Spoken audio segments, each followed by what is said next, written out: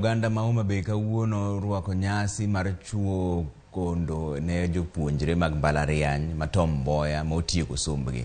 Nyasi ma kawuono ema nokuongo ma Tom Mboya obago nyaka ne chake. Nyasi no mane oywayo jotelo koriwo gavana ma Homa Bay Gladys Wanga ne omedo jiwo ber mar somo kod dongruok ka jopuonjre bende no jiwo mondo mi omed keto mahino e dongruok mar ngimagi kokalo e somo.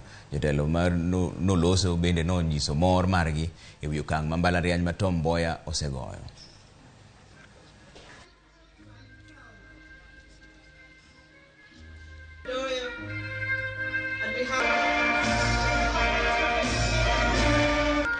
As we bring our comrades on that side.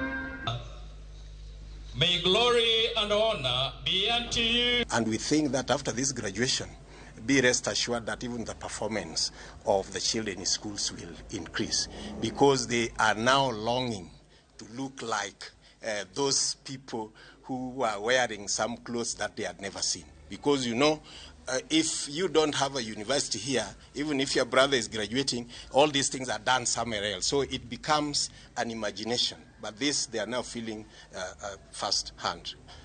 And as a county government, we are here to show solidarity. We are here to say that we will walk this journey together into growth of Tom Mboya University. We are really, it's a very, very great moment for Homa Bay, and I thank the university leadership for the effort that they have put to see this university to where it is today. When you think, as someone said in there, of all the professionals that have come from here, and when you think of the great name whose name we bear, this should have been here many years ago, but this is the time, God's appointed time. I'm overjoyed. And is a testament that Homa Bay County has come of age, and particularly this university uniqueness that we want to exploit is on the issues of blue economy.